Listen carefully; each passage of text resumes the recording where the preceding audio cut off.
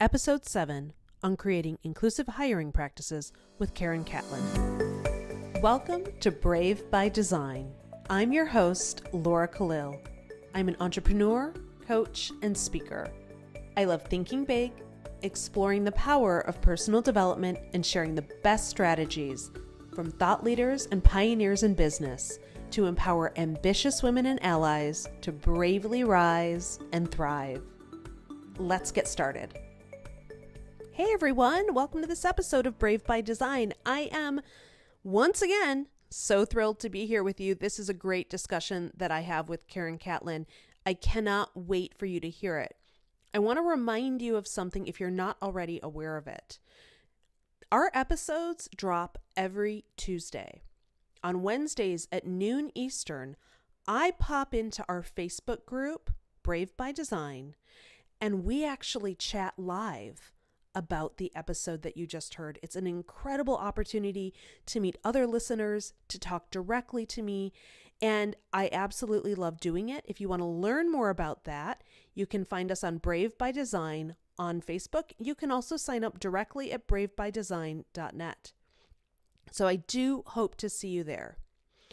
Second thing I want to mention is on a slightly different note, and it's about consistency. You know, I talk to a lot of people and I work with a lot of clients who say things to me like, Laura, I've been working on this, but I'm not seeing the fruits of my labor. And I'm feeling like giving up.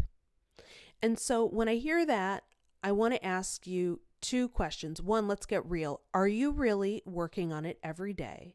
Consistent daily action, as anyone who knows me knows, consistent daily action is what leads to results over the long term. The second thing I want to mention is you will begin to see results over the short term, but if you have an unrealistic expectation of what those results are, you will be disappointed. So, if you feel that you should be an overnight success, allow me to remind you, an overnight success is 10 years in the making. I want you to, congratulate every single win that you get, every tiny win that you get, every meeting you get, whatever it may be, every pound lost, whatever it is for you. Those tiny wins stack up, but if you're expecting there to be some sudden windfall, that is the exception. It is not the rule. And I want to give you a really clear example of that. So I started Brave by Design because I'm very passionate about these issues. It's what I go speak about at companies. It's what I love to talk about. It is what, if you meet me in person and we start talking about courage, communication, effective communication, I just can't shut up, right? So, hey, why don't I put it on a podcast? And I started the podcast, I put it out there, I started finding some really amazing, inspiring guests that I loved and bringing them on. Now, was there some sort of major news announcement heralding my arrival on the podcast scene? No. Were people picking up the podcast and, blogging it out to the world? No. Okay, but I kept at it, consistent action every single day, working towards it. And I want to tell you, sometimes it takes time when you plant those seeds. It can take time for them to begin to sprout. So I want to tell you a little story about that.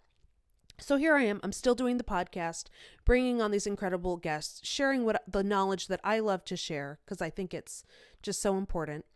And I'm talking to a client of mine in Chicago earlier this week who I haven't spoken with since the podcast launched.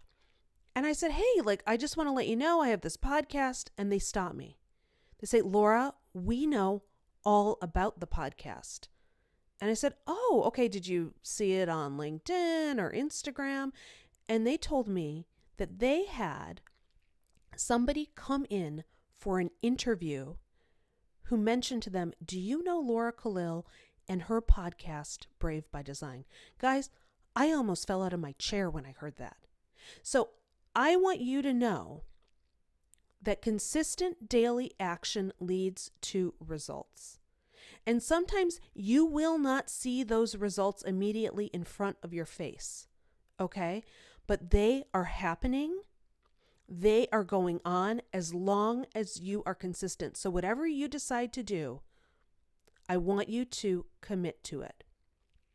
I want you to say, I'm going to work on this a little bit every day. I'm not saying you got to devote your life to it, but work on it every day. Whether it's a career goal, a fitness goal, a reading goal, whatever it may be, commit 20 minutes to it every day. Everyone can find 20 minutes, and you will begin to see the fruits of your labor appear over time. This is not about quick fixes. If you know me, I don't believe in quick fixes, but I do believe in consistent daily action producing incredible results over time. Okay, without further ado, let's dive into this episode with Karen Catlin. Everyone, I am so excited. On this episode, I have Karen Catlin joining us. After spending 25 years building software products and serving as a vice president of engineering at Macromedia and Adobe, Karen Catlin witnessed a sharp decline in the number of women working in tech. Frustrated but galvanized, she knew it was time to switch gears.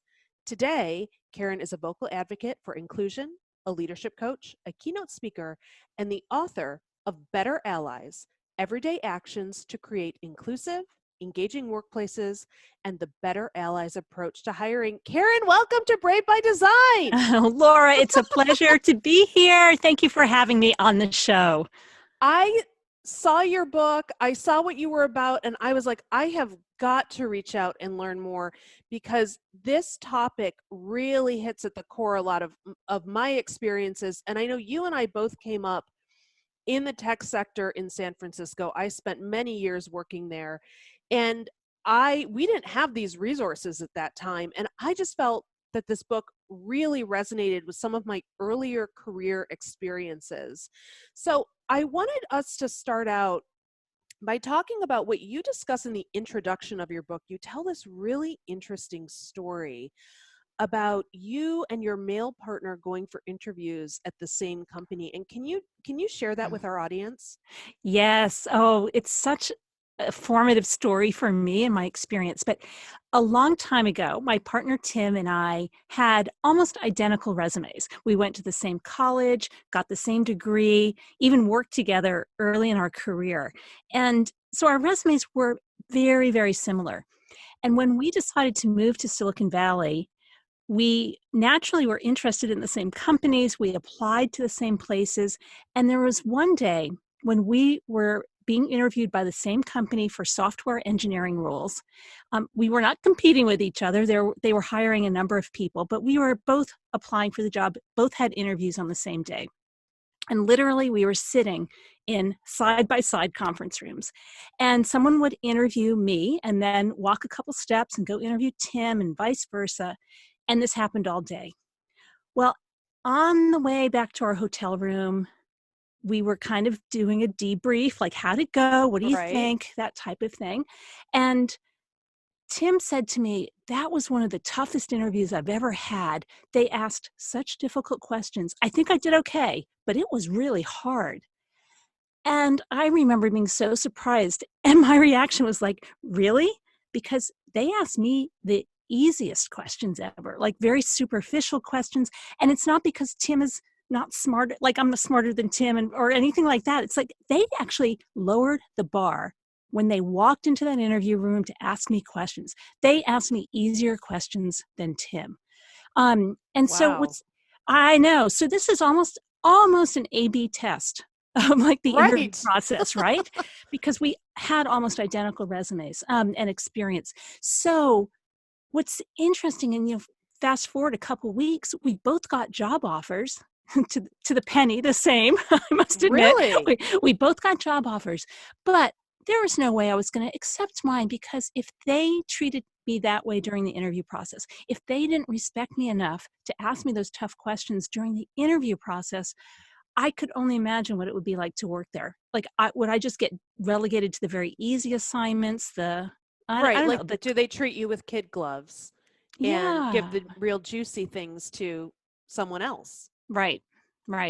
Someone else named Tim, potentially. Well, wait a minute. Did Tim go work there? Yes, he did. Okay. Hey, good for Tim.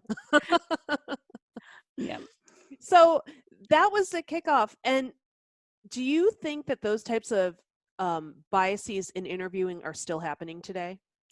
Unfortunately, they are. However, the good news is that so many people are understanding the value of structured interview techniques. And structured interview techniques are basically approaches where you decide ahead of time what are the questions we're going to ask, how are we going to ask those questions, and will we evaluate the answers so that you can be very objective during this process and not subjective. And that's one of the things I love about the book is you really do provide this sort of A to Z approach to hiring, from listing the job description and how you write it to the whole interview process and to hiring. And I want to get more into that in a second, but I want to start by asking you about this decline. You talk about it in your bio, this decline we've seen in women working in technology. And why do you think that is? Yes, and actually I did a whole TEDx talk on it. So if people really want to spend another 20 minutes with me finding some of the details out about why I think this happened, you can go look me up on the TEDx channel. And we can put But a link to that in the show oh, notes. perfect. Yeah. Good idea. I'll send that to you later. And but the TLDR on that is so I got my computer science degree back in the mid 80s. So people who are good at math can tell how old I am now, which is fine. But that was back in the mid 80s, and there were a lot of women going into computer science. It was a new field. It seemed like it was the future. And many of us, including myself, were encouraged to go study this new field if we were good at math and problem solving and like science. And when we got to college, most of us had very little, if any, programming experience. I actually went to college as a declared computer science major, and I had never touched a computer. And that maybe was a little unusual, but not that unusual. It's just in the early 80s when I graduated from high school, it's like there were no PCs, there were no home computers. It wasn't that surprising that I hadn't actually touched a computer before. Gotcha. Um, but to decide to major in computer science without ever having like written a Hello World app or something like that, like I still don't know what I was thinking, but it was a good decision. And it was a good decision for me because I enjoyed it. And of course, I was able to have a great career afterwards using that degree. And so many of my colleagues in college and early in my career, female colleagues, were of the same ilk. It's like, this is a great discipline to study. It's interesting, and we can go get nice paying jobs after studying it. Now, in the mid 80s, and you can, according to the Department of Education, the statistics bear this out. Across the United States, about 38% of all the computer science and information science degrees went to women. So not 50-50, but 38%. That's pretty decent. And the decline happened from that point on till today. Although it's dipped down a few years ago and it's starting to rise back up. But it declined. And I think it is because we as a society here in the States started encouraging our young boys to tinker with technology, to go to robotics summer camp or after school programs, to take AP computer science. We encouraged our young boys and not so much our young girls. And what happens then is, like, let's say there is, I think back to my former self, like if I showed up to that first day of computer science 101 at college and I was like, 1% or 2% of the gender in that class and it was full of men, I might have had second thoughts thinking, hey, wait a second, maybe I don't belong here. I don't see anyone who's like me. And I think that's playing out in AP computer science classes here in the States, in those robotics after school programs, in the robotics summer camps, whatever it is. It's we see a big gender divide, and that sends a signal to young girls, unless they are incredibly driven to this field, like, I don't belong, I'm going to go check something else out. So I think that society, we haven't done a service to our gender diversity, our youth. And the other interesting thing is that this is not the same in other countries. In other countries, there are examples where computer science is much more dominated by women, or 50-50. So if you look at India, engineering is a prized discipline, and it is much more gender neutral in India. In China, same thing. In Turkey, there are more female computer scientists than male computer scientists.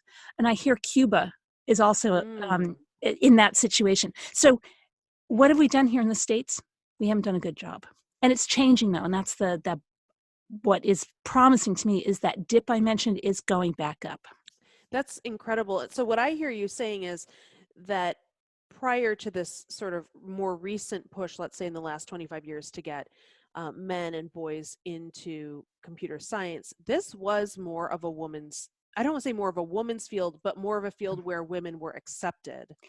Yes. And if we go back even further, excuse me, if we go back even further in history, we can look at sort of the Hidden Figures time Yeah. and the code breakers during World War II. Computing was more of an administrative role in some people's eyes of entering code into these punch cards that then got executed on computers. And so at some point that once it was seen like, oh, this is a a lucrative field, an interesting field, more men started taking it over. Anyway, so it's kind of come and gone in fashion. That is fascinating. And this actually brings me to my next question because it's something you talk about in the book of the quote unquote pipeline problem. And this is often one that we hear people bring up when they say, oh, well, I can't find diverse candidates for a role because, there just aren't enough minorities who Mhm. are qualified to apply. And I think we all know that's not actually true. But Mhm. tell us more about that. I know. So it's easy to blame the pipeline because it seems like when you post a job, especially in these technical fields, you post a job and you get mostly male resumes and maybe not much racial diversity at all. Um, it happens, I know. Excuse me. But I think that we don't do a service in our recruiting process or how we vet resumes or what we are um, demonstrating in terms of a welcoming, inclusive culture. And so that's why in the Better Allies approach to hiring, I do spend some time talking about what does your website look like? What pictures are you showing?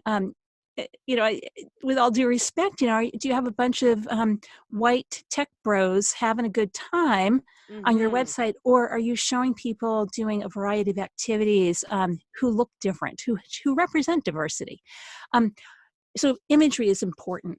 Also, the language we're using to describe benefits, making sure that the benefits that tend to be more important to women, as well as members of the LGBT community, should be highlighted front and center in terms of parental leave and um, benefits to partners, same-sex partners, and so forth. So making sure that that's highlighted.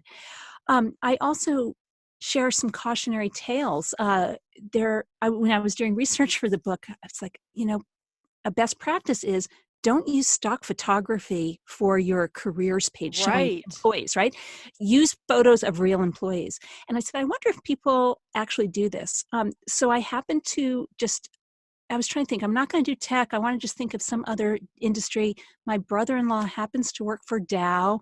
So I said, I'm going to go look at the Dow site.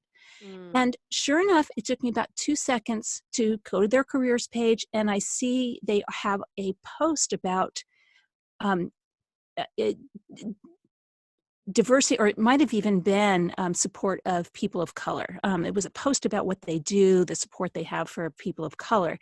And it had a picture of a man, an African-American man. And so I was like, I wonder if that's a stock photo. And, Oh God. you can simply put any image online and do a Google search of that image. And of course, the top few hits are the stock photography sites showing that image and saying, picture of smiling, happy African-American male. Ugh. So, And if you want to talk about tokenism, that's yeah, it. You know, that it, doesn't work. it doesn't work. It doesn't work. It's not genuine. And so use photos of your real employees. And if you don't have photos, if you don't have employees if you don't have employees that represent the diversity you are aiming for, be honest about it and genuine. Karen, you also mentioned in the book where people apply where jobs are posted and where people apply. And you said some really interesting statistics I remember about, you know, if you put the job just on LinkedIn, you're going to get primarily white men who apply. Mm-hmm. If you use other services, I know you talk about Glassdoor and some of the other sites, and I think you even mentioned Stack Overflow Mm-hmm. as interesting places where you will find more diverse candidates. But one thing that really struck me was when you talked about having employees actually be advocates for hiring and how to do that in terms of having them go out into the field and speak. And can you talk a little bit more about that? Yes. And first of all, I want to backtrack and just explain that the research that you are alluding to or mentioning, Yeah. I curate from other people. So I did mention successes and statistics from one company, what they saw when they posted on a variety of job sites, and another company that posted on Stack Overflow, which demographically is incredibly male dominated. Totally. And so they had a surprise in that they actually found incredibly qualified women applying through Stack Mm. Overflow. So it was just a good surprise. So lesson there is post on a variety of sites, measure it, see what works for you.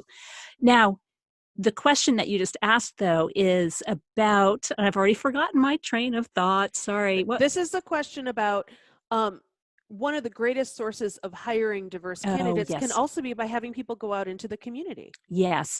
So, yes. So I remember this goes back a number of years, but I was doing a small consulting project for a tech company in Silicon Valley, and they wanted to improve gender diversity at their company and brought me on to come up with some ideas of things I could do. And I took a look at their demographics, and my first reaction was, hey, wait a second, you're actually doing better than the industry average right now. How'd you do this? And the head of people, was it head of people, head of engineering, some leader told Mm. me, oh, I know exactly how we got to this gender diversity.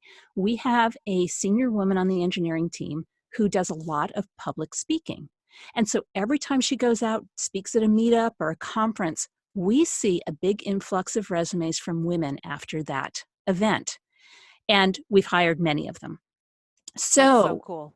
it's so cool. So with public speaking, even though it's not everyone's cup of tea, I'm a firm believer that when members of your team, employees, not just recruiters, but employees are out speaking and being very public at events, they will help other people see, hey, someone like me looks successful there. Maybe I could be successful there. And pursue, whatever it's posted on the job site, or actually get that person's card and say, can I send you my resume afterwards? It happens. It's a thing. And so that's why I really recommend that we encourage people from the underrepresented groups to have speaking opportunities first internally. If they don't have a lot of experience, get them speaking at all hands meetings or giving project updates, get them comfortable with that, and get them out into more of the wider community as well. I absolutely love that. You know, there's some statistic, and it says it's something to the effect of, you know, only 10% of people are brave enough to speak in front of an audience. And it's such a game changer, one, for your career, if you're listening, to be able to get in front of people and speak. And it's wonderful that if you can find a company that will foster and nourish that as well. It's a great skill to have. I mean, Yes. obviously, coming from a public speaker, I'm biased. However, I still think it's a great skill. Okay. Well, and just a quick side note on that, I will tell you about 7 years ago when I started the work I'm doing now as an advocate for inclusive workplaces. I'm a leadership coach, I'm an author, I'm a speaker. 7 years ago, I used to work in tech, Yeah. and I hated public speaking.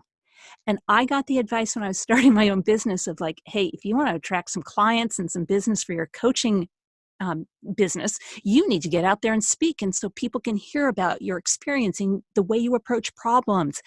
And I'm like, no, I'm not doing that. Well, I decided, oh yes, I have to do that. So I am like a success case of, if you hate public speaking and don't think you're very good at it, you can learn it, because I now love it. I do it. I speak in public a number of times every month. I think I gave 40 talks last year on better allies. I mean, Wow. I absolutely love public speaking. So if I can do it, anyone can do it. Yay! Okay, I hope that inspires some of the audience because I run across a lot of people who are scared, but I'm sure like me, you meet people who say, "Thank you so much for that talk. That really helped me. That really Yes, changed my life." And that is, for many of us who speak regularly, that's like our rocket fuel to say, "Okay, I'm helping." exactly. Exactly. Love it.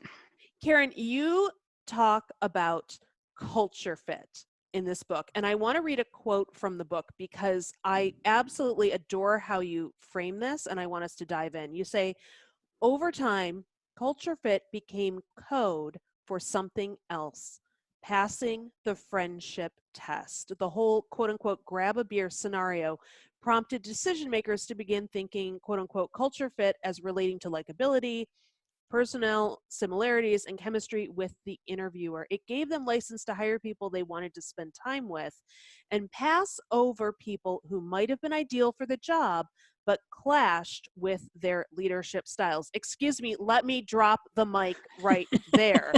Whoa! We've heard so much about culture fit, and I really love how you frame it. I'd love for you to talk to us a little bit more about, so should we not be looking for a culture fit? Should we be looking for something else? What do you think? Yes.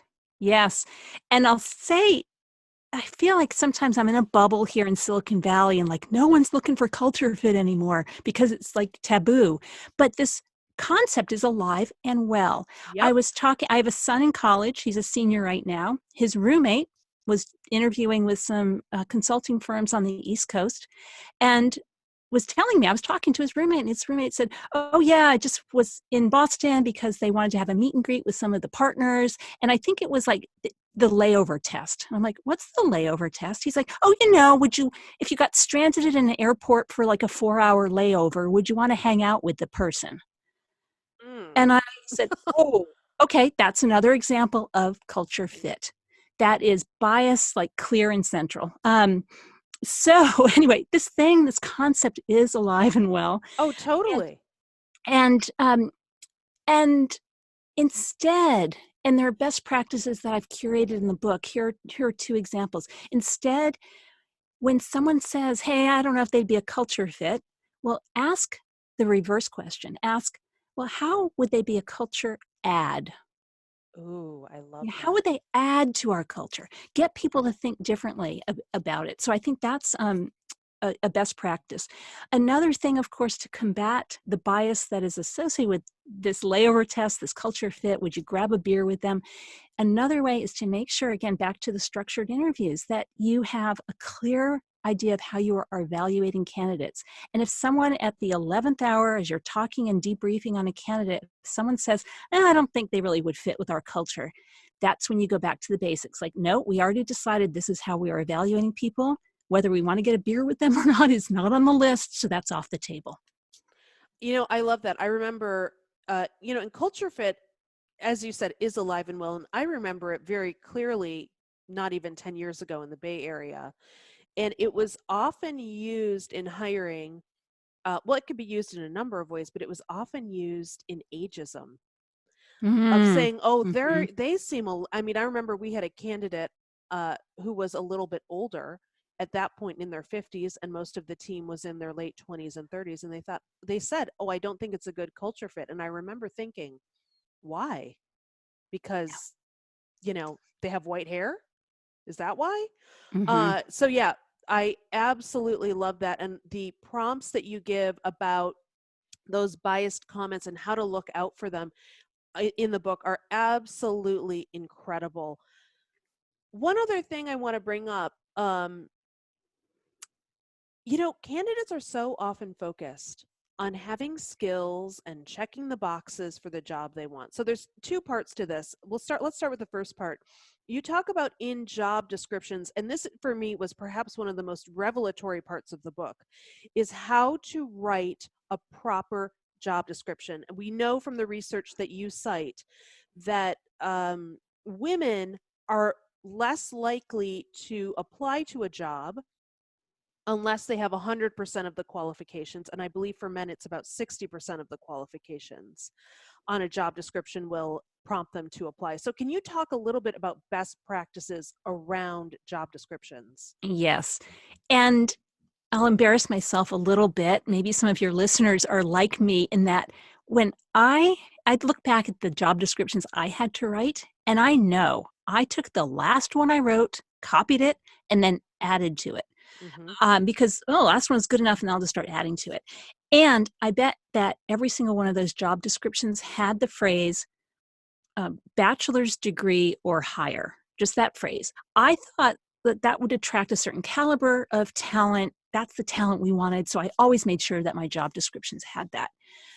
But as we think about now, and hindsight's 2020, as we think about attracting people from diverse backgrounds, whether they are women or men or non-binary, not you don't need a college degree for so many of our jobs, and there are examples, and I list these in the book, and I don't know them off the top of my head, but I believe it's like IBM and Google and a few other companies, Yeah. leading companies, no longer require college degrees in the job application process. So unless, like, if you're looking for someone to be a professor, of course you're going to want some degree certification to their credibility. But unless you really need it, cut it out. Other things to cut out: anything that's preferred, because you have to ask yourself, well, preferred. So if someone came, let's say we say something like international experience preferred. Well, if someone came and applied and had everything else you were looking for except that preferred international experience, if you're going to give them the offer, then you should even have it on there, because there might be someone who's out there who'd be a great candidate who will not apply because they don't have that experience, and they're like, I'm not good enough, I'm not what they're looking for, I won't apply. So preferred things, get rid of all of those. And for everything else that's left, ask yourself, if the ideal candidate came along without that quite that experience, would we still hire them? And again, hold yourself accountable. If the answer is yes, pull it out. If you're saying something like 4 to 6 years of Java experience required, and someone came along with just 2 years of Java experience, and that'd be good enough, then don't have the 4 to 6. Maybe don't even have Java experience if you think they can learn it on the job. So those are a few tips from the book of just very practical things that anyone can start. Just look at some job opening that you have on your team or that you are hiring for, and apply those principles and see if you can't simplify your job description. I absolutely love that. And it's so forward thinking. You've probably seen a lot of the news out about Tesla and some of the hiring practices they're trying to um, pioneer there, where they're like, we just want good people. We want people that we can train. We want people that are go-getters. And I think some of my best jobs when I was in the full-time world were at companies where they really wanted a candidate who was enthusiastic about the work, was willing to learn, who wanted to be there, and they were willing to do the training. Yes. I mean, that's pretty cool. So, what I would love to end on is this question. You ask in the book about inclusion interview questions. So, we're talking in HR about, you know, it is a best practice for us to be inclusive in hiring, but I love how you then also want to make sure that candidates and new hires coming into the company do have a focus on being inclusive. And so I know one of the questions you ask is, how have you contributed to an inclusive workplace culture or community? And I know you have a few more, but can you talk more about that? Because I feel like that's how we are finally going to see some big shifts, is if our employees are fully bought in. Yes. And it's an open-ended question in terms of, tell me how you've done this. Or there are a couple others that are also open-ended, but behavioral interview type of thing. Tell me a time that you you were supportive of diversity and inclusion. What did that look like? And I think it's important to hear from the candidates that you are hiring that they think this is important. I think it would be very telling if someone comes along and is like, it's not important, we all are just here to work. That might not be Right. the right person if you are trying to cultivate a more inclusive environment, right? And there are people out there, I get it. But if you are trying to shift your culture and to be more inclusive and to be more diverse, those aren't the people you want to have there. So why not screen for those types of attitudes in the interview process?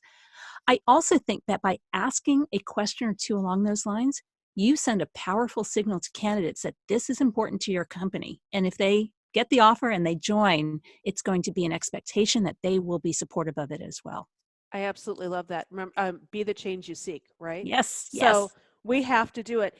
Karen, this has been incredible. Last thing, do you have anything else that you want to make sure we share with the audience on this topic? We've covered so much. I think that you have done, I want to thank you. You have done a great job reading my book and asking some super insightful questions. And so thank you for that. No, I don't think I have anything else to say at this time. And Karen, how can people find you? Yes, so betterallies.com has information about the book, how to buy it, other resources such as 50 ways you might have more privilege than your coworkers, resources, a book club discussion guide, various resources there, as well as a newsletter that you can sign up for that I send out every Friday called 5 Ally Actions, just to kind of sprinkle some new ideas and additional ideas of how to be allies in the workplace kind of throughout your work week. I love the newsletter. Oh, thank you. It's great. I enjoy writing it and getting it out to people every week. Thank you. Karen, thank you so much for being on the show. This has been great. If you are in HR, pick up Karen's books. Follow her. I follow her on LinkedIn. Get the newsletter because there is some really great information here. And if you are a candidate looking for work, right, remember that there are companies that are very committed to hiring inclusive or making inclusive hires that are not just a token hire. As you say in the book, and I just want to make this point because we didn't talk about it, this is about finding the best fit for the job, not just hiring your friends who look like you or who have the same education or background as you. So that's my final note on this. Karen, thank you again for being with us. Laura, thank you. I had a ball. Yay! I want to thank you for joining me, and remember to subscribe through your favorite app so you can stay up to date. And I would love your review. If you've enjoyed this episode, please leave a review and comment on Apple Podcasts. You can also keep in touch with me online. You can find me on LinkedIn, and I'm also on Instagram at Force of Badassery. All that information will be available in the show notes. Until next time, stay brave.